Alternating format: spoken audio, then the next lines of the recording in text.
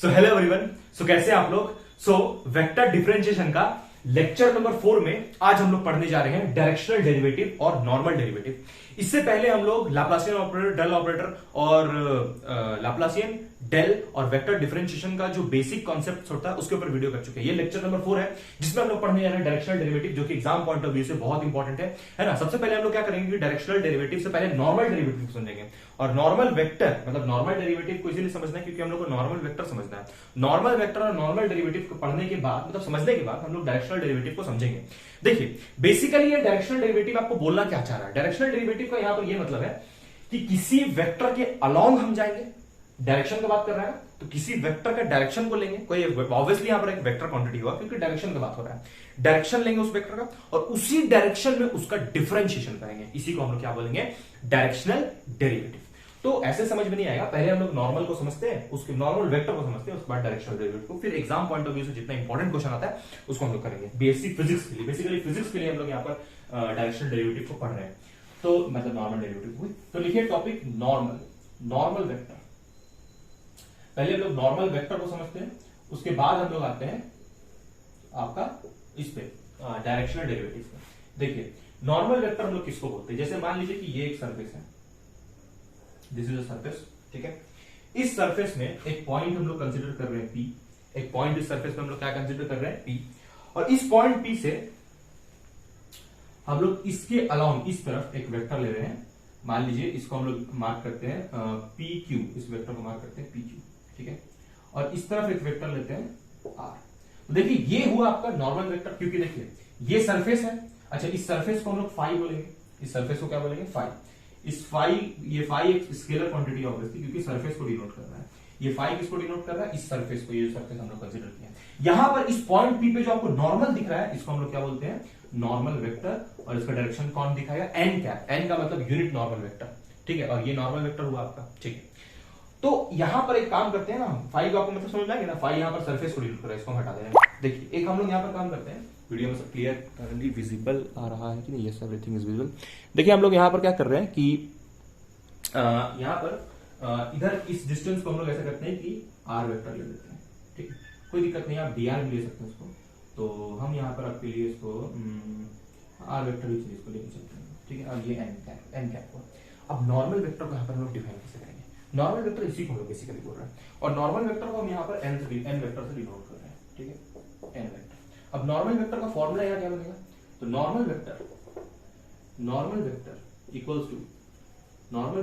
Equals to क्या करना पड़ेगा, नॉर्मल वेक्टर निकालने के लिए आपको डेल ऑपरेटर को एक स्केलर क्वांटिटी के साथ ऑपरेट करना पड़ेगा।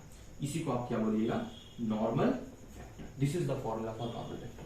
जब आप डेल ऑपरेटर को एक स्केलर क्वांटिटी यानी इस फाई के साथ ऑपरेट करते हैं तो आपका क्या निकल जाता है, नॉर्मल वेक्टर, ठीक है। अच्छा इसमें आपको ना नॉर्मल वेक्टर का कभी कभी यूनिट नॉर्मल वेक्टर, ये जो आप एन कैप देख रहे हैं इसका भी वैल्यू निकालने होता है। तो ये unit normal vector n cap आप कैसे निकालिएगा, इसके लिए बहुत सिंपल है। देखिए इस डेल फाई को लिखिए, डेल फाई को लिखिए, उसके बाद इस डेल फाई का मैग्नीट्यूड निकाल लीजिए, इस डेल फाई का मैग्नीट्यूड निकाल लीजिए। तो इसी को हम लोग क्या बोलते हैं, नॉर्मल वेक्टर। अब सवाल ये कि डेल फाई क्या है, वीडियो में एक्सप्लेन किया हुआ है। डेल का मतलब यहाँ पर डेल ऑपरेटर, फाई का मतलब कोई स्केलर फंक्शन, ठीक है। और इस डेल फाई का आंसर क्या है, वेक्टर, क्योंकि डेल ऑपरेटर वेक्टर होता है, फाई स्केलर होता है। तो जब भी एक वेक्टर को स्केलर के साथ डॉट करते हैं, तो सॉरी जब भी एक वेक्टर क्वांटिटी को स्केलर के साथ ऑपरेट करते हैं तो उसका आंसर क्या आता है, स्केलर, ठीक है। तो ये जो नॉर्मल वेक्टर आता है, आई मीन वेक्टर आता है, सॉरी। तो यहां पर ये जो नॉर्मल वेक्टर का आंसर हमेशा आएगा वो क्या आएगा, वेक्टर आएगा।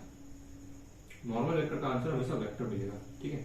और ये आपका क्या है, यूनिट नॉर्मल वेक्टर। साइड का भी दिख रहा है, ठीक है। अच्छा अब हम लोग ना थोड़ा सा डायरेक्शनल डेरिवेटिव की तरफ चलते हैं। डायरेक्शनल डेरिवेटिव को आप इस सरफेस के रिस्पेक्ट में कैसे डिफाइन कीजिएगा।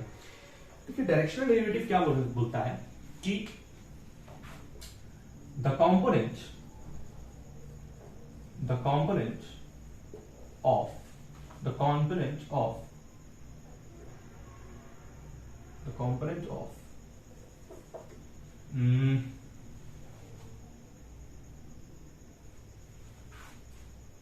a वेक्टर, ये are vector are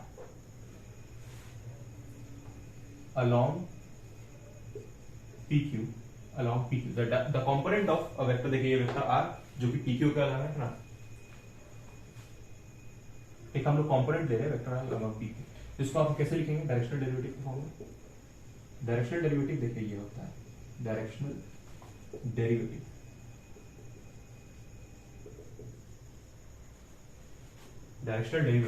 equals to directional derivative equals to del phi dot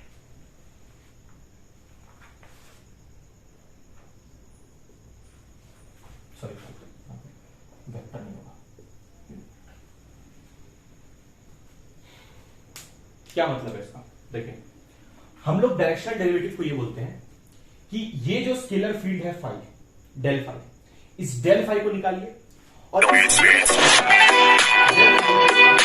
के साथ डॉट कर दीजिए, ये मतलब हुआ इसका। यस तो यस वीडियो में विजिबल तो है। तो डायरेक्शनल डेरिवेटिव हम लोग कैसे निकाल रहे हैं, डेल फाई ले रहे हैं और उस डेल फाई को ये जो आर वेक्टर है, यानी कि जो आर वेक्टर जो पीक्यू को अलग गया है उसके साथ इसको हम लोग डॉट प्रोडक्ट करते हैं और इसी को हम लोग क्या बोल रहे हैं डायरेक्शनल डेरिवेटिव। तो क्या लिखा हुआ, the component of a vector r vector along PQ का जो हम डेरिवेटिव निकालते हैं, पीक्यू के अलोंग जो आर वेक्टर है उसके डायरेक्शन में जब उसका हम डेरिवेटिव निकालते हैं तो उसी को हम लोग क्या बोलते हैं डायरेक्शनल डेरिवेटिव। ये सिंपल सा मतलब वो डायरेक्शनल डेरिवेटिव, कोई बहुत भारी चीज नहीं है। इसी डायरेक्शनल डेरिवेटिव को लिखने का बहुत सारा तरीका है। जैसे हम लोग ये भी बोलते हैं कि जो डायरेक्शनल डेरिवेटिव होता है, डायरेक्शनल डेरिवेटिव को हम लोग क्या बोलते हैं, देखिए क्वेश्चन में भी ये लिख के आपको मिल जाएगा। डायरेक्शनल डेरिवेटिव को ये बोला जाता है कि रेट ऑफ मैक्सिमम बोलिए,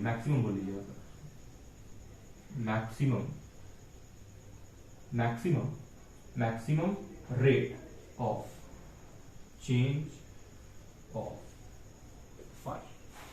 जो आपका फाई होता है, फाई का मतलब यहां पर क्या है, स्केलर फील्ड। ये जो फाई ये सरफेस है, इसका जो मैक्सिमम रेट ऑफ चेंज होता है उसको भी हम लोग क्या बोलते हैं डायरेक्शनल डेरिवेटिव। तो अगर आपको क्वेश्चन बोला है कि ये जो स्केलर फील्ड है फाई, इसका मैक्सिमम चेंज निकालने के लिए, तो आपको बेसिकली क्या बोल रहा है, वो डायरेक्शनल डेरिवेटिव निकालने के लिए बोल रहा है। ठीक है, ये दो मतलब है डायरेक्शनल डेरिवेटिव।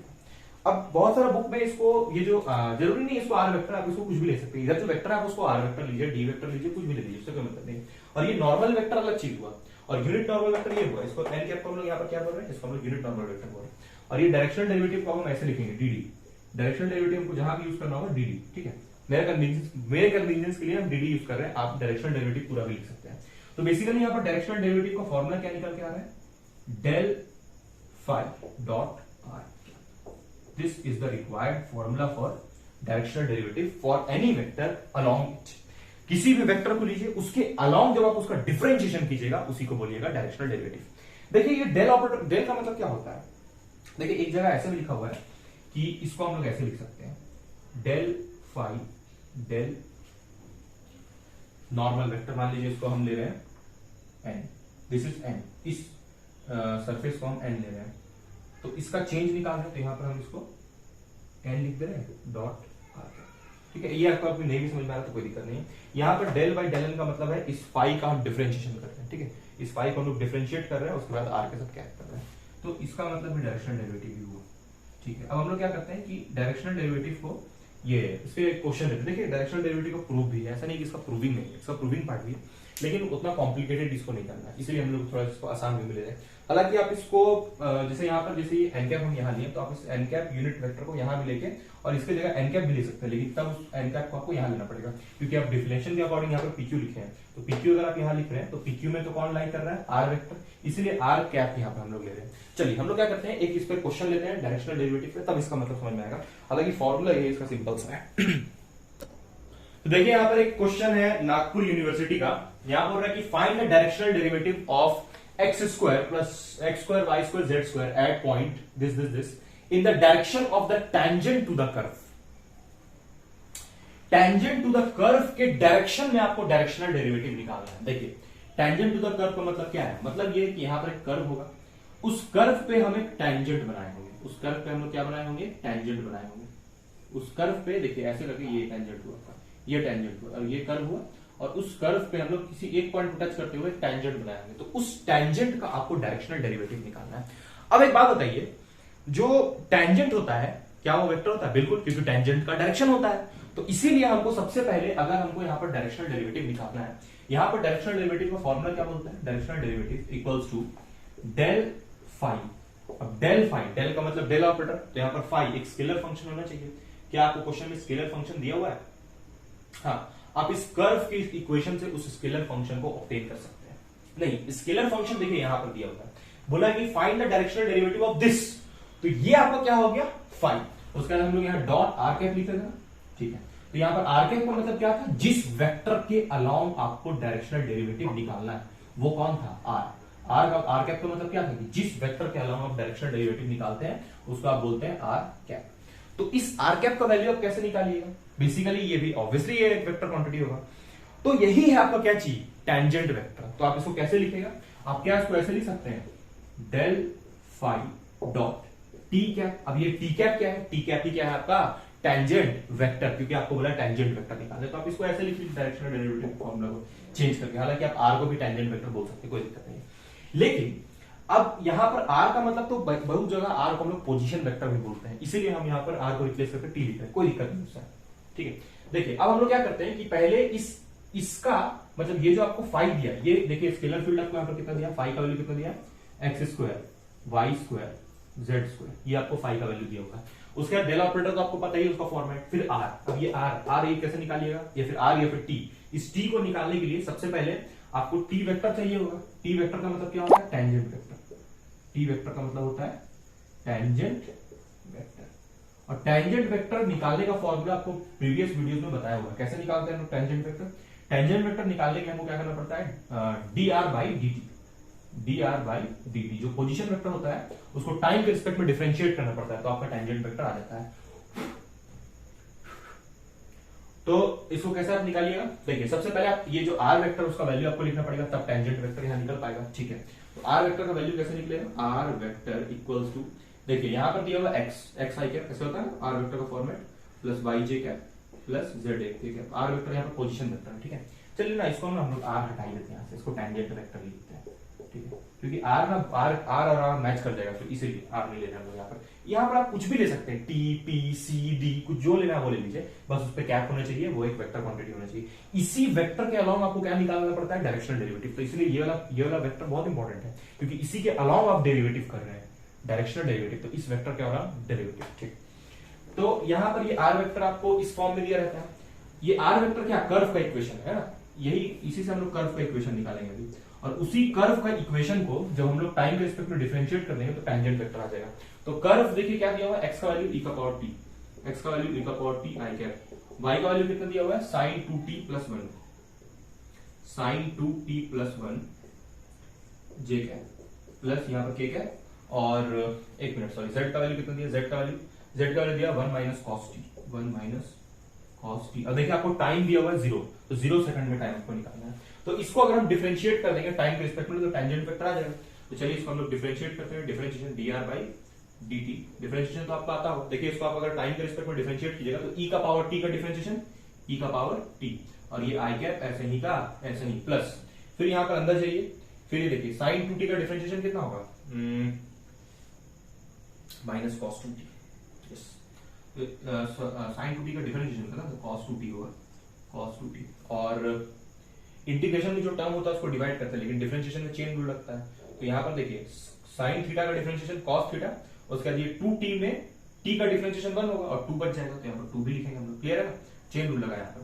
और फिर ये देखिए 1 का डिफरेंशिएशन तो 0 होगा, और ये j कैप ऐसे ही का ऐसे ही प्लस, फिर यहाँ पर k कैप। अब देखिए फिर यहाँ पर 1 का डिफरेंशिएशन 0 और cos थीटा का डिफरेंशिएशन कितना होता है? माइनस साइन थीटा, तो ये कितना हो जाएगा? Sine theta. cos थीटा का डिफरेंशिएशन माइनस साइन थीटा, तो यहाँ पर ये माइनस प्लस हो गया, और ये 1 का डिफरेंशिएशन तो 0 होगा, तो इतना बचा।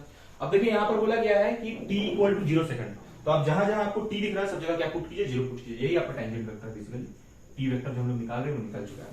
अब टाइम 0 सेकंड बोला है तो 0 सेकंड पे निकाल लीजिए, तो टाइम कितना पुट कीजिएगा आप यहाँ पर? 0 सेकंड। तो 0 सेकंड जब पुट कीजिएगा तो e का पावर 0 और e का पावर 0, यहाँ पर e का पावर 0 होगा, e का पावर 0 कितना होता है? 1, तो e का पावर t की जगह हम क्या लिखेंगे? e का पावर 0 एनीथिंग, अच्छा एक minute, anything raised to the power 0 is 1, यहाँ पर सिर्फ i क्या बचेगा प्लस, फिर इधर आइए 2 cos 2t। अब देखिए यहाँ पर cos 0 होगा, t का वैल्यू 0 पुट करेंगे ना, और cos 0 कितना होता है 1, तो यहाँ पर 2 सिर्फ बचेगा 2j कैप प्लस फिर यहाँ पर देखिए sin 0, और sin 0 कितना होता है 0, तो sin 0 की जगह 0, ठीक है।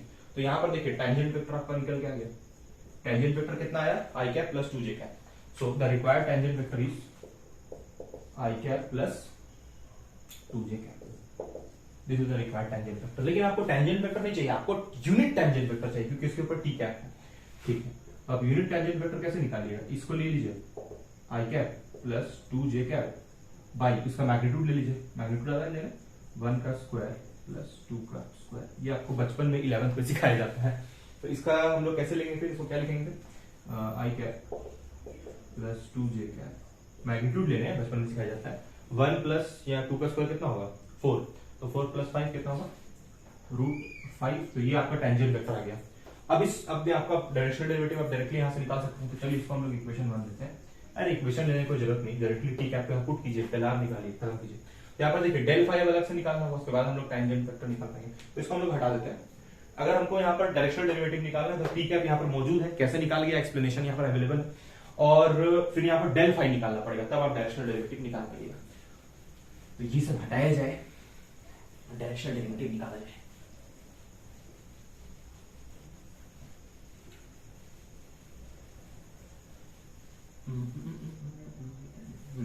यहीं पर हम लोग निकालते हैं डेल फाई। इस डेल फाई का वैल्यू देखिए कैसे निकालिएगा, डेल ऑपरेटर का स्केलर फंक्शन फाई से ऑपरेट करने वाला है, तो डेल फाई तो दिखाई तो दे रहा है ना भाई आपको, हाँ दिखाई तो दे रहा है आपको, हाँ। तो डेल फाई का डेल ऑपरेटर का मतलब क्या होता है, del by del x i cap plus del by del y j cap plus del by del z के कैप, और यहाँ पर फाई कितना दिया, ये फाई है आपका, देखिए phi x square plus y square z square, तो इस डायरेक्शनल डेरिवेटिव को यहाँ से हटाया जाए, कितना दिया phi x square y square z square, good. अब इसको पहले इसके साथ, फिर इसको इसके साथ, फिर इसको इसके साथ अलजेब्रा, तो यहाँ से देखिए इसको जब इसके साथ मल्टीप्लाई कीजिएगा तो कितना होगा, ये पूरा उठ के यहाँ जाएगा, ठीक है। तो वाई स्क्वायर जेड स्क्वायर बाहर होगा, और एक्स स्क्वायर का डिफरेंशिएशन एक्स, देखिए पार्शियली डिफरेंशिएट करना है इसको पार्शियली डिफरेंशिएट एक्स के रिस्पेक्ट में कीजिएगा तो एक्स स्क्वायर का डिफरेंशिएशन सिर्फ होगा, ये दोनों बाहर चल जाएगा, तो एक्स स्क्वायर का डिफरेंशिएशन 2x, और ये आई कैप कसने के छप जाएगा प्लस, फिर इस पे आइए यहाँ पर, फिर ये इसमें जाएगा, अरे आता देखिए हम कर एक करके दिखाते हैं, ये अंदर यहाँ गया तो क्या आ जाएगा x square y square z square, ठीक है। फिर ये वाला इसके साथ जाएगा,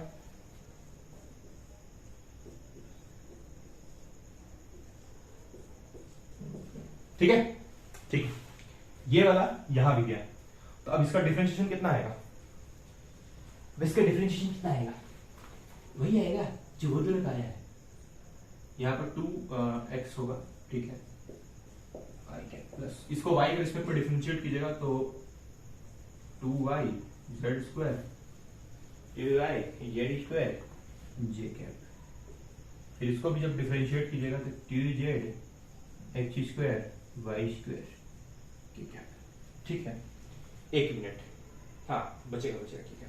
तो ये आपका डेल फाई आ गया, ठीक है। अब डेल फाई आ गया है, तो डेल फाई और टेंजेंट वेक्टर को अगर आप डॉट प्रोडक्ट कर दीजिएगा तो आपका क्या निकल जाएगा, डायरेक्शनल डेरिवेटिव, ठीक है। तो इसको हटा दें, डिफरेंशिएशन तो सही है ना भाई, देखिए ना,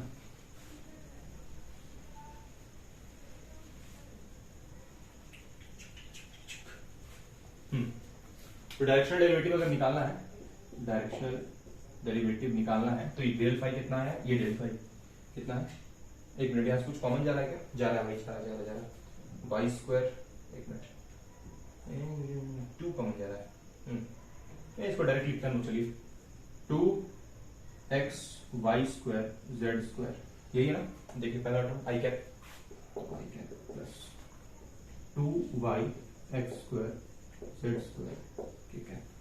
इसको घटाया जाए इधर से, ये आपको ये सब टेंजेंट वेक्टर ये सब समझ में आ गया, राइट गाइस। उसका यहाँ पर प्लस क्या कहाँ से है, क्या हुआ, फिर इसका कितना हो जाएगा 2z, अरे भाई इस वैल्यू के यहाँ छापा जा रहा है और कुछ नहीं किया जा रहा है, ठीक है, ये आपका डेल फाई है ना, और ये आपका टेंजेंट वेक्टर, तो टेंजेंट वेक्टर के साथ डॉट करना है इसको। तो टेंजेंट वेक्टर ये रहा आपका, क्या है tangent vector, i cap plus 2 j cap by root 5। अब इसको हटा दिया जाए। टेंजेंट वेक्टर टी कैप है ना, उसका वैल्यू यहाँ पर निकाला हुआ है, उसी को हम लोग यहाँ पर टी कैप की जगह पे ये पुट किए, ये डॉट प्रोडक्ट की वजह से छाप दिया यहाँ पर, ठीक। तो इसका अब कितना आने वाला है, देखिए ये वाला वेक्टर इसके साथ जाएगा, आई कैप कितना होगा 1, क्या कितना बचेगा, एक मिनट भाई, यहां पर तो देखो भाई, यहां पर तो पॉइंट 1 1 -1 दिया हुआ है, 1 1 -1 दिया ना, ये x हुआ और ये y हुआ और ये z हुआ। तो यहाँ पर x के जगह पे 1, y के जगह पे 1, z के जगह पे -1 पुट करने के बाद तब इसको डॉट करना है, ठीक है। तो हम लोग यहाँ पुट कर देते हैं। तो जब x की जगह पे आप 1 पुट कीजिएगा, तो x की जगह पे 1, y की जगह पे कितना, y की जगह भी 1 और z की जगह पे कितना, -1 का स्क्वायर, ठीक है। आई क्या प्लस, आपको पहले पुट कर लेना चाहिए था, मतलब हमको पहले पुट कर लेना चाहिए था, हाँ, एक्स स्क्वायर कितना है 1 का स्क्वायर, जेड स्क्वायर कितना है -1 का स्क्वायर, जी क्या प्लस, फिर इसमें भी हम लोग सब 1 1 पुट कर लेते हैं, 1 1 और -1 ना, 1 1 और -1। तो यहाँ पर देखिए z में हम लोग कितना पुट करेंगे, -1, अरे z की जगह -1 और ये x की जगह पे फिर 1, फिर k की जगह भी, मतलब इसकी जगह पे, इस y की जगह पे 1 और ये x की जगह भी 1 का स्क्वायर, यहाँ पर x स्क्वायर था तो 1 का स्क्वायर, ठीक। फिर ये वेक्टर हम लोग बाहर लिखते हैं, ये होल ब्रैकेट और ये वाला वेक्टर भाई साहब बाहर में i cap plus 2 j cap by 5, ठीक है। अब इसको हम लोग सॉल्व करते हैं, नीचे हटाई जाए।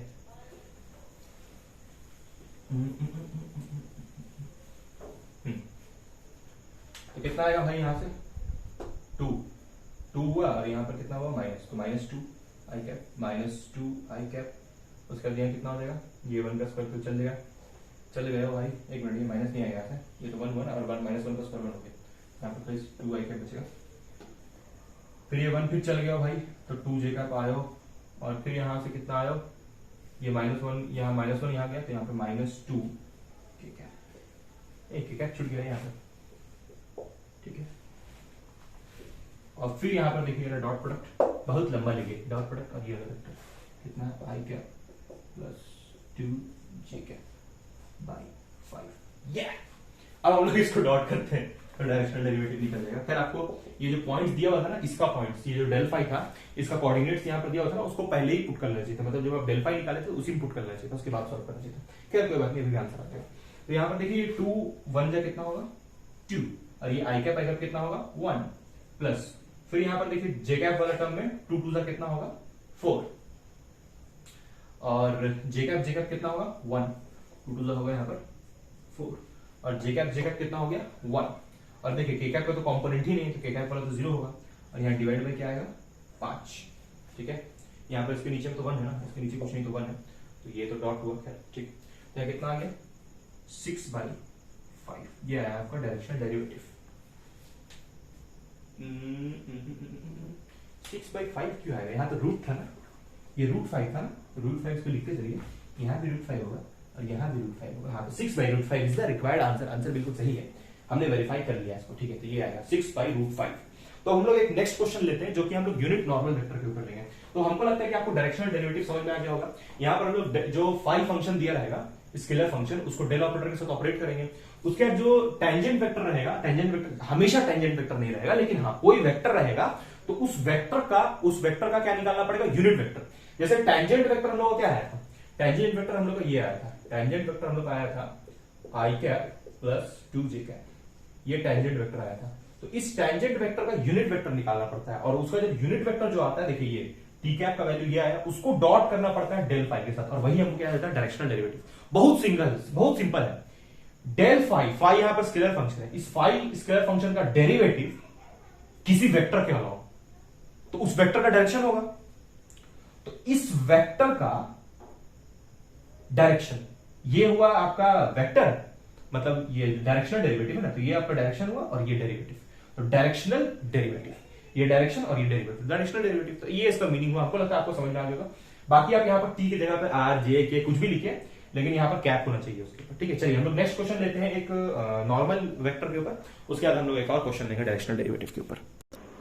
तो क्वेश्चन बोलता है कि find the unit normal vector to the surface this at a point 1, 2, 5। तो आपको कुछ नहीं करना है, आप सिर्फ बैठ के देखिए, हम आपके लिए क्वेश्चन बनाएंगे आपको भी सॉल्व करना है। वीडियो पॉज कीजिए और इस क्वेश्चन को आप ट्राई कीजिए। बोला है कि find the unit normal vector, ये सरफेस देखिए आपको दिया हुआ है और इसके अलावा और इसका पॉइंट दिया हुआ है, और आपको बोला है यूनिट नॉर्मल वेक्टर निकालने के लिए। थोड़ा लाइट जला लिया जाए। तो कैसे इसको निकालिएगा, देखिए सबसे पहले यूनिट नॉर्मल वेक्टर निकालने का फॉर्मूला क्या होता है, n cap equals to del phi by del phi का मैग्नीट्यूड। ठीक है, ये होता है यूनिट नॉर्मल वेक्टर निकालने का फॉर्मूला। तो अगर आपको यूनिट नॉर्मल वेक्टर निकालना है तो आपको डेल फाई निकालना पड़ेगा और उसी डेल फाई का आपको मैग्नीट्यूड निकालना पड़ेगा। बहुत सारे बुक में इसको ऐसे लिखा रहता है, gradient of phi by magnitude of gradient of phi, दोनों का एक ही मतलब है। अरे ग्रेडियंट किसको बोलते हैं, डेल ऑपरेटर को ही ग्रेडियंट बोलते हैं मेरे भाई। चलो तो हम लोग एक काम करते हैं कि पहले कि ये डेल फाई को निकाल लेते हैं। देखिए आप डेल फाई कैसे निकालिएगा, तो आपको जो डेल ऑपरेटर का मतलब क्या होता है, del y del x i cap plus del y j cap plus del y del z के कैप। और ये फाई का मतलब क्या है, ये आपका फाई दिया हुआ है, तो इस फाई को हम लोग थोड़ा सजा के लिख देते हैं, और ये फाई का वैल्यू आएगा x square plus y square, और ये जेड किधर भेजेगा तो minus z square, minus z होगा, जेड स्क्वायर। ठीक, तो ये फाई का वैल्यू कितना दिया हुआ है, x square plus y square minus z. अब इसको आप पार्शियली डिफरेंशिएट कर दीजिए, इतना आपको आता होगा। तो आप पहले इसको इसके साथ, फिर इसको इसके साथ, फिर इसको इसके साथ। तो जब आप इसको यहां भेजिएगा तो आप इस टर्म को किसके रिस्पेक्ट में डिफरेंशिएट कीजिएगा, एक्स के रिस्पेक्ट में। तो एक्स स्क्वायर का डिफरेंशिएशन कितना होगा 2x, और बाकी इन दोनों भाई साहब का डिफरेंशिएशन 0, और यहाँ पर आई कैप ऐसे ही का ऐसे ही प्लस, फिर यहाँ पर आप इसको y के रिस्पेक्ट में डिफरेंशिएट कीजिएगा। तो y के रिस्पेक्ट में जब आप इसको डिफरेंशिएट कीजिएगा तो y का डिफरेंशिएशन 2y, और बाकी साहब भाई साहब डिफरेंशिएशन 0 बाकी सबका, प्लस यहाँ पर जब आप इसको z के रिस्पेक्ट में डिफरेंशिएट कीजिएगा तो z एक ही है लेकिन माइनस z है, तो इसलिए माइनस z का डिफरेंशिएशन कितना होगा -1। अरे भाई ये जब यहाँ गया तो माइनस जेड, मतलब देखिए पूरा टर्म उठ के यहाँ गया, लेकिन इसका डिफरेंशिएशन 0, इसका 0, और ये जेड सिर्फ बचेगा क्योंकि जेड के रिस्पेक्ट में पार्शियली करना है। तो जेड का डिफरेंशिएशन कितना होगा 1, और यहाँ पर -1 है ना, इसलिए यहाँ पर कितना आ जाएगा माइनस के का, क्योंकि जेड का डिफरेंशिएशन 1 है। ठीक है, तो ये आ गया आपका क्या चीज, डेल फाई। अब आपको निकालना क्या था, यूनिट नॉर्मल वेक्टर, और ये आपको क्या निकला, नॉर्मल वेक्टर। पहले हम आपको नॉर्मल वेक्टर का फॉर्मूला बता चुके थे स्टार्टिंग का लेक्चर में कि नॉर्मल वेक्टर का फॉर्मूला क्या होता है, और उसी हिसाब से हम लोग यहाँ पर नॉर्मल वेक्टर को निकाल चुके हैं। और अब हम लोग क्या करेंगे कि यूनिट नॉर्मल वेक्टर निकालेंगे। तो यूनिट नॉर्मल वेक्टर निकालने के लिए n cap equals to del phi. तो डेल फाई कितना है, ये है रहा आपका डेल फाई। डेल फाई है आपका 2x i cap plus 2y j cap minus by root under gradient of phi बोला है। तो देखिए ग्रेडियंट का मतलब सॉरी मैग्नीट्यूड निकालना है इसी का, मतलब ये डेल फाई का ही आपको नीचे क्या निकालना है, मैग्नीट्यूड। एक मिनट, मैग्नीट्यूड निकालने से पहले आप फिर से ध्यान दिया जाए, कोऑर्डिनेट्स दिया हुआ है तो आपको एक्स वाई जेड पुट करना है, उसके बाद आप इस पे वापस आइए। हाँ, तो इसको यहाँ से मिटा लिया जाए, पहले इसका कोऑर्डिनेट्स पुट किया जाए, उसके बाद फिर यूनिट नॉर्मल वेक्टर बोलेंगे वो निकालते हैं। तो कोऑर्डिनेट्स क्या दिया है, कोऑर्डिनेट्स पुट कर लीजिए नॉर्मल वेक्टर का। कोऑर्डिनेट्स दिया गया है 1 2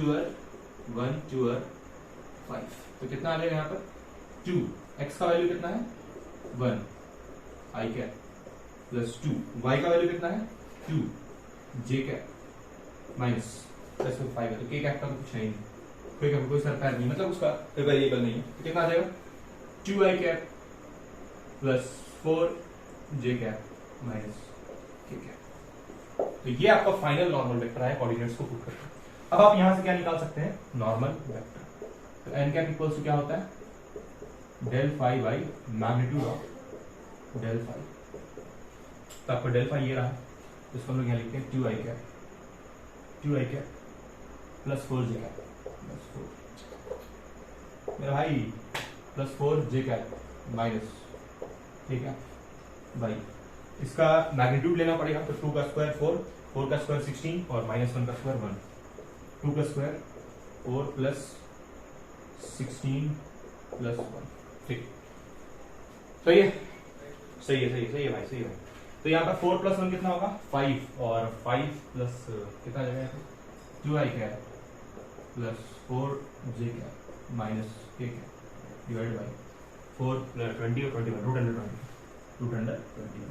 तो ये आपका आया यूनिट नॉर्मल वेक्टर का वैल्यू जो कि आपको क्वेश्चन में निकालने बोला गया था। देखते हैं आंसर सही आएगा नहीं। आंसर है आपका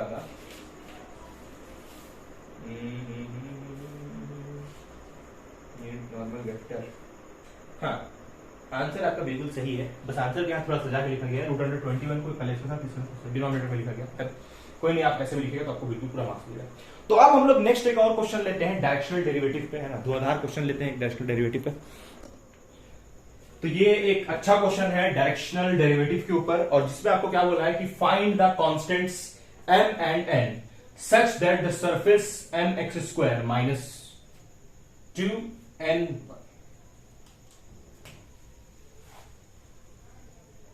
minus 2ny equals to m plus 4x will be orthogonal. Orthogonal का मतलब क्या होता है? एक वेक्टर जब दूसरे वेक्टर के साथ आपस में परपेंडिकुलर होता है तो उसको हम लोग बोलते हैं ऑर्थोगोनल वेक्टर। तो ये दोनों जो सरफेसेस दिया है ये दोनों एक दूसरे पे ऑर्थोगोनल है। ऑर्थोगोनल का अब ये कैसे ऑर्थोगोनल होगा भाई, है ना, ऑर्थोगोनल टू द सरफेस। वो वाला सरफेस इस सरफेस पे ऑर्थोगोनल है, मतलब परपेंडिकुलर है। यानी ये सरफेस मान लीजिए एक ऐसा सरफेस है, ये सरफेस को हम लोग चलिए ए लेते हैं और इसको अगर हम लोग बी ले लें तो एक सरफेस ऊपर में होगा ए सरफेस, तो एक दूसरे के दोनों सरफेस परपेंडिकुलर होगा, ये ए सरफेस और ये बी सरफेस। तो ये मतलब हुआ ऑर्थोगोनल का मतलब दोनों सरफेस एक दूसरे के क्या है, परपेंडिकुलर। चलिए ठीक है, ऑर्थोगोनल है तो ऑर्थोगोनल मतलब बोलने का मतलब ये है कि दोनों के बीच का एंगल कितना होगा, 90 डिग्री। मतलब अगर इस सरफेस का डॉट प्रोडक्ट हम इस सरफेस के साथ लेंगे तो उसका आंसर कितना आएगा, 0। लेकिन दोनों स्केलर है तो इसलिए डॉट प्रोडक्ट नहीं ले सकते हैं। स्केलर हमेशा vector quantity, sorry dot product हमेशा वेक्टर क्वांटिटी का लिया जाता है। तो आप देखिए इसको हम लोग कैसे हैंडल करेंगे, ये वाला कंडीशन का भी हम लोग यहाँ पर यूज करेंगे कि ये दोनों सरफेसेस ऑर्थोगोनल एक दूसरे के हैं, ठीक है। तो सबसे पहले यहाँ पर आपको m और n निकालना है, और चलिए निकालते हैं। तो हालांकि यहाँ पर कोई डायरेक्शनल डेरिवेटिव को कोई बात नहीं किया है, ठीक है, कोई बात नहीं।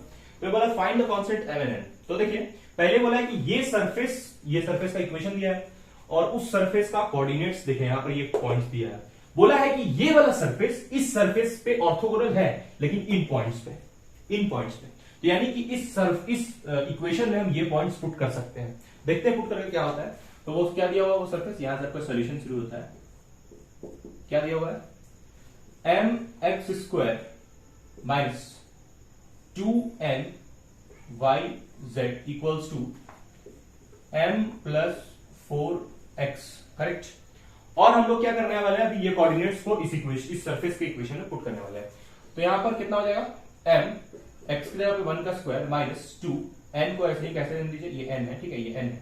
y का कोऑर्डिनेट कितना दिया है, y दिया है -1, ठीक है, y का वैल्यू दिया हुआ है -1, और z कितना दिया है, z दिया है 2 इक्वल्स टू m तो ऐसे ही कैसे ही प्लस 4, x का वैल्यू कितना दिया है, x का वैल्यू दिया 1, सरफेस का जो इक्वेशन था देखिए x y z, ठीक है, इसको पुट कर दिया।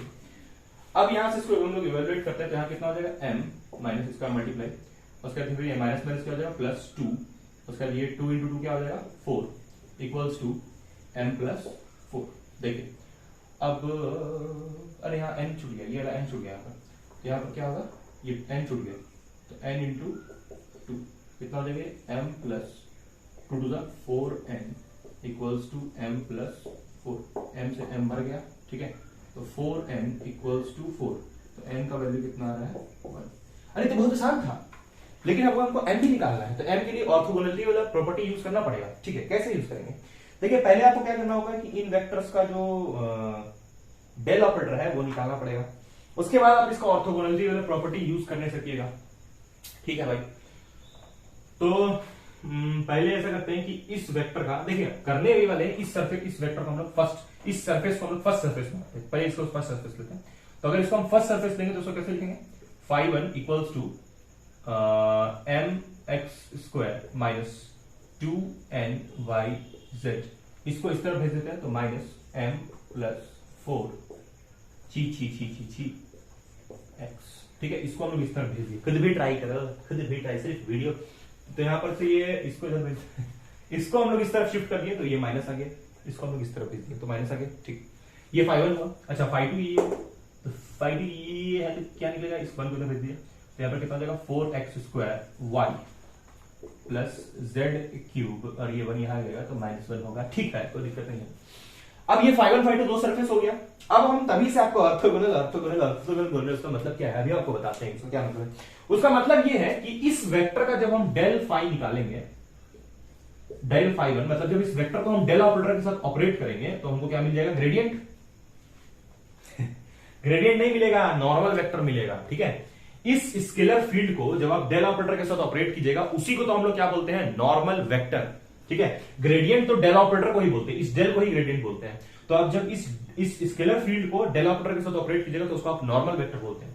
तो इसका नॉर्मल वेक्टर निकाल के डॉट इसका नॉर्मल वेक्टर भी निकाल लिएगा phi2 का भी, तो उसका आंसर 0 आएगा। ये हमको कहां से पता चला?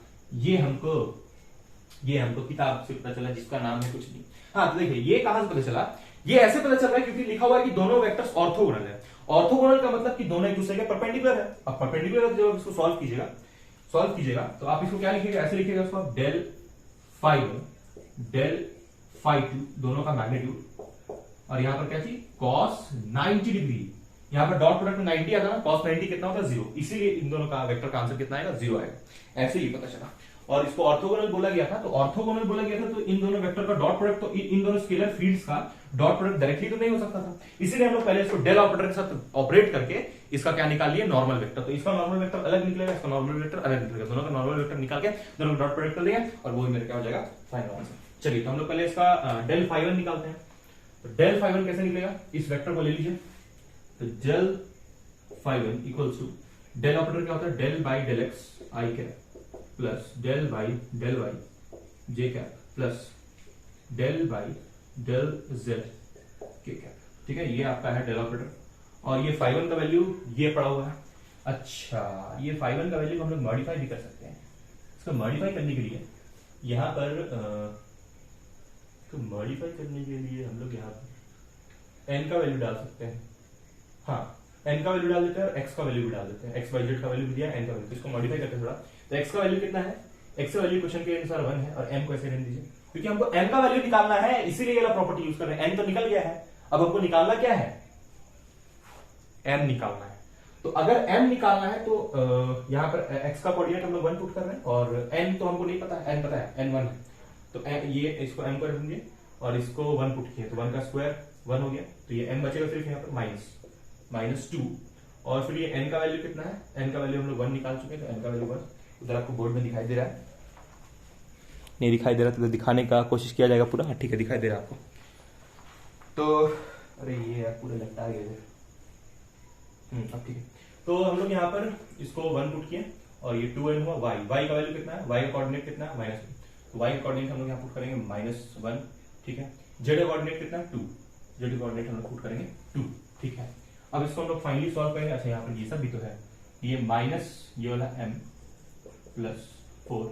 x का वैल्यू कितना है? 1। तो x का वैल्यू हम लोग पुट कर दिए 1। कितना आएगा यहाँ से? यहाँ से फाइनली निकल के आएगा ये, और ये नहीं निकल के आएगा भाई, ये तो अलग चीज है। हम लोग इसका वैल्यू निकाल रहे हैं इक्वल्स टू m, ये माइनस कितना हो जाएगा? प्लस 4 आएगा, और ये कितना हो जाएगा? ये 1 इधर जाएगा और 1 इधर जाएगा, तो कितना जाएगा? -m -4। ठीक है भाई, अरे ये m कट कैसे जा रहा है? अरे ये 4 कट कैसे जा रहा है? तो 0 आ रहा है। 0 कैसे आएगा? ये 0 आ रहा है। देखिए यहाँ पर एक छोटा सा मिस्टेक हो गया है। पहले हमको यहाँ पर कोऑर्डिनेट्स पुट नहीं करना चाहिए था, पहले हमको ये डेल फाई 1 निकाल लेना चाहिए था और इसको निकालने के बाद फिर उसको कोऑर्डिनेट पुट करना था। ये रूल है नॉर्मल वेक्टर का कि पहले आप इसको डेल और फाई 1 को ऑपरेट कर लेते हैं, उसके बाद आप जो कोऑर्डिनेट्स दिया हुआ है तब उसको पुट करते हैं। तो इसका कोऑर्डिनेट्स हमको पहले पुट नहीं करना चाहिए था, तो हम यहाँ से हटा लेते हैं। हटा लिए, ठीक, यहाँ पर इसको x रहने देते हैं, ये x ही रहेगा। ठीक है, अब ऐसा करते हैं कि इसका फाई 1 का वैल्यू लिखते हैं। तो फाई 1 का वैल्यू कितना है? mx² -2ny/z -m + 4x। ठीक, अब इसको पहले हम लोग पार्शियली डिफरेंशिएट करते हैं। तो इसको ये वाला ये पूरा टर्म इसके साथ जाएगा, तो इसका x के रिस्पेक्ट में डिफरेंशिएशन कितना होगा? 2mx माइनस, फिर इसका x के रिस्पेक्ट में डिफरेंशिएशन कितना होगा? 0x तो यहाँ है ही। फिर इस पे आइए, इसका x के रिस्पेक्ट में डिफरेंशिएशन 1, तो कितना बचेगा? m + 4, और यहाँ पर i कैप प्लस, फिर इसका y के रिस्पेक्ट में डिफरेंशिएशन इसका कितना होगा? यहाँ 0, y का 1, तो यहाँ पर -2nz बचेगा। -2nz, -2nz। अरे भाई ये इसका डिफरेंशिएशन y है ही नहीं, तो इसका 0, इसमें भी y नहीं है, इसका भी 0, ये बचा जिसको हम लोग मतलब इस पूरे को यहाँ भेजे थे तो y के रिस्पेक्ट में करना था ना, y तो यहाँ पर है, इन दोनों में है ही नहीं, तो उसका डिफरेंशिएशन 0 डायरेक्ट, और यहाँ पर बचा y है यहाँ पर, तो y का डिफरेंशिएशन 1, तो ये टर्म बच गया। फिर z के रिस्पेक्ट में करेंगे तो z सिर्फ इस वाले में है, z सिर्फ इस वाले में है, तो प्लस -2ny और z का डिफरेंशिएशन 1, और यहाँ पर k कैप भी होगा, k कैप, ठीक, करेक्ट। तो यहां से कितना आ जाएगा फाइनली 2mx माइनस, इसको बोल देना चाहिए, ठीक है, minus m minus 4 i cap plus, ओ ये माइनस इधर जाएगा, यहाँ पर माइनस 2x nz होगा, nz होगा, ये n है भाई, n है ये nz, और यहाँ पर माइनस 2ny, ठीक है, ठीक। अब हम लोग यहाँ पर फाइनली कोऑर्डिनेट्स इसका पुट करते हैं। इसका कोऑर्डिनेट्स क्या है? इसका कोऑर्डिनेट्स है 1 -1 और 2, 1 -1 और 2, तो कितना आ जाएगा भाई इसमें कोऑर्डिनेट्स पुट इधर ही कर लेते हैं, तो del phi 1 इक्वल्स टू, यहाँ पर पहले 1 x के जगह जहां जहां x का वहां पर 1, कितना होगा 2m x, यहाँ पर था 1 माइनस, फिर यहाँ पर ये m -4, फिर कितना है यहाँ पर बाहर में i कैप, ठीक है, उसके बाद ये -2nz है ना, तो यहाँ पर z कितना है 2, समझ में तो आ रहा है ना आपको, z यहाँ पर 2, कोऑर्डिनेट्स पुट किया जा रहा है, z यहाँ पर 2 है, तो कितना होगा 2 to the 4 हो जाएगा, कितना आ जाएगा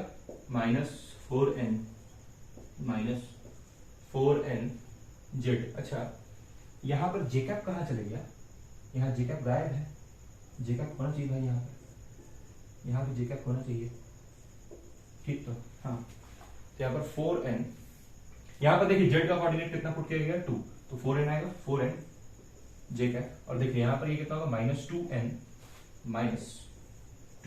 और z का कोऑर्डिनेट, y का कोऑर्डिनेट कितना है -1, तो यहाँ कितना हो जाएगा प्लस, ठीक है, और यहाँ पर k कैप, ये लास्ट वाला को सॉल्व किया, y कोऑर्डिनेट -1 पुट करके, तो ये आ गया इसका वैल्यू। अब इसको और थोड़ा सॉल्व करते हैं तो कितना आ जाएगा, 2m में से m जाएगा तो m बचेगा, और यहाँ पर -4, और ये क्या थी i कैप, फिर यहाँ पर -4n j cap plus 2n k cap, ये आ गया आपका del phi 1 का वैल्यू, ये आपका आ गया del phi 1 का, ये बीच में आ गया, इसको ऊपर लिखते हैं प्लस 2n k कैप है, हाँ, तो ये आपका del phi 1 का वैल्यू है, ठीक है, ठीक है। अब हम लोग नेक्स्ट आते हैं, अच्छा ये n का वैल्यू तो आपको पता है ना 1, तो n को आप यहाँ 1 पुट कर सकते हैं, तो n को जब आप यहाँ 1 पुट कीजिएगा तो कितना आएगा m -4, n का वैल्यू हम पुट करें, i कैप यहाँ 1 पुट करें तो हो जाएगा 4j cap -2n k cap, n का वैल्यू हम यहाँ पुट कर दिया, n का वैल्यू 1 था ना, निकाले थे हम लोग, ठीक है, तो ये आपका del phi 1 आ गया, उम्मीद करते हैं आपको कैमरा में सब दिखाई पड़ रहा होगा, हाँ कैमरा में सब अच्छे से विजिबल है, लेकिन ये बहुत गंदे से लिखा हुआ है, इसको हम साफ साफ लिख देते हैं, ये मेरा क्या निकला है del phi 1, ठीक है। तो अब हम लोग वैसे ही del phi 2 निकालते हैं, ये तो बहुत मेहनत का काम है, तो इसको हम यहाँ से del हटाते हैं, del phi 2 डायरेक्ट लिखते हैं, ठीक है।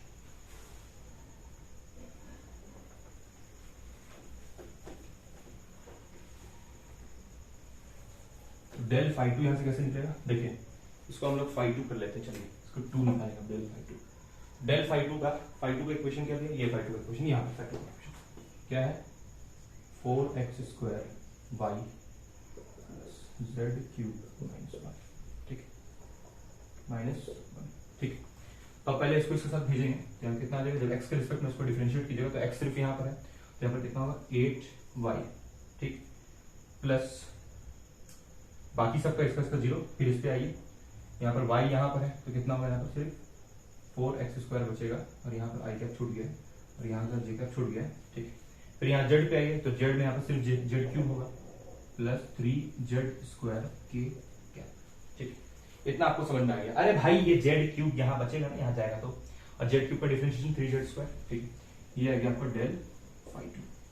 अब इसमें हम लोग कोऑर्डिनेट्स पुट कर देते हैं, तो y का वैल्यू कितना दिया है 1, देखिए ये x है, ये y है, और ये z है, उसी को तभी हम लोग पुट कर रहे हैं, तो x कितना है 1, जहां जहां x है वहां 1 पुट कीजिए, y कितना है -1, तो फिर -8 कैप हो जाएगा, देखिए यहाँ पर y हम लोग -1 पुट किया ना, तो माइनस यहाँ पर आ जाएगा, प्लस 4x² कितना होगा, तो x यहाँ पर हम लोग 1 पुट करेंगे, यहाँ पर 4j कैप, बहुत गर्मी है, और 3z, z कितना है 2, तो z हम लोग यहाँ पर 2 पुट किए, सॉरी 2, हाँ तो 2 का स्क्वायर कितना होगा 4 और 4 सीधे 12, तो 12 ठीक है।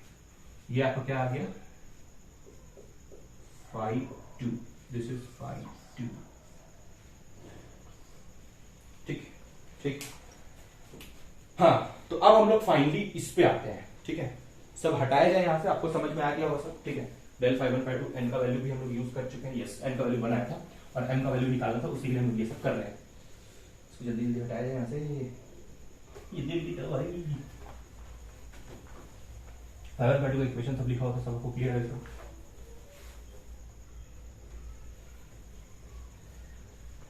n का वैल्यू 1 है ना, राइट, आपको याद है n का वैल्यू 1, ठीक। चलिए तो हम लोग इसको ऑपरेट करते हैं फाइनली। तो del phi 1 कितना है, ये del phi 1, तो del phi 1 को हम लोग डॉट कर रहे हैं, del phi 2, सर इसका आंसर हमको पहले से पता है कि कितना आता है, 0 आता है, ठीक है। किसी प्रॉपर्टी का यूज करेंगे हम लोग। तो del phi 1 कितना है, दिस इज del phi 1 कितना है, del phi 1 m minus 4 i cap, उसके बाद फिर माइनस 4 j कैप।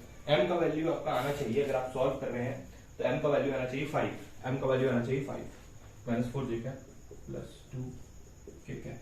ये हुआ किसका वैल्यू, ये हुआ del phi 1 का वैल्यू। अब डॉट है यहाँ पर, डॉट प्रोडक्ट किसके साथ, डॉट प्रोडक्ट होगा ये del phi 2 के साथ, तो del phi 2 ये minus 8 i cap plus 4 j cap. Question करवाने का तो और उम्मीद था, लेकिन समय नहीं है, समय की थोड़ी कमी है, इसीलिए और क्वेश्चन हम नहीं कर पाएंगे, नेक्स्ट वीडियो में करेंगे।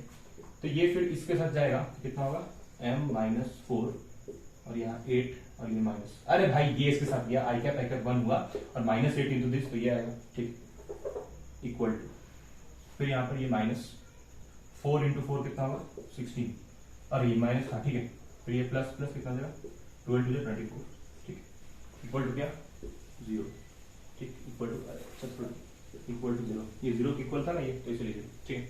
अब यहाँ से m निकालने का पूरा आसान है, माइनस यहाँ गया तो माइनस m प्लस 4 और ये 8 बेचारा अभी भी बाहर में, और ये 16 में से 24 जाएगा तो कितना हो जाएगा, 16 में से 24 कितना होता है जल्दी बताइए, 24 में से 16 होगा 8, यहाँ 8 हो जाएगा, 24 में 16 8, फिर यहाँ पर ये 8 कितना जाएगा माइनस 8m, फिर ये 8 4 32 प्लस 8 कितना हो जाएगा 32 प्लस 8 40 हो जाएगा, माइनस 8m प्लस 40, ठीक, 32 प्लस 8 40 होता है, ठीक है। इसको भेज दीजिए कितना आ जाएगा minus 40 equals to minus 8m, minus तो माइनस मर गए, m इक्वल टू कितना है 5, 8 5 40 होता है, ठीक है, तो इसलिए m इक्वल टू 5 है। हाँ m इक्वल टू माइनस 5 नहीं, m इक्वल टू 5 सही है, आंसर गलत देखिए, m इक्वल टू 5, हाँ m equal to 5 and n equal to 1, तो answers are m equals to 5 and n equals to 1। आप भी खुद ट्राई करके देखिए, आपका भी यही आएगा। तो हम लोग और क्वेश्चन इस पे करेंगे, है ना, और क्वेश्चन हम लोग इसमें करेंगे, अगला और वीडियो देखते हैं डायरेक्शनल डेरिवेटिव में, तो एक और वीडियो बनाना पड़ेगा और क्वेश्चन इस पे हम लोग लेंगे। हालांकि ये टॉपिक बहुत इंपॉर्टेंट है एग्जाम पॉइंट ऑफ व्यू से, तो ये आता है एग्जाम्स में जनरल, ठीक है। ओके गाइस, नेक्स्ट वीडियो हम लोग लेके आएंगे या तो ग्रेडियंट ऑफ फील्ड पे होगा या तो हम लोग डायरेक्शनल डेरिवेटिव पे और क्वेश्चन कर लेंगे। Okay guys, thank you.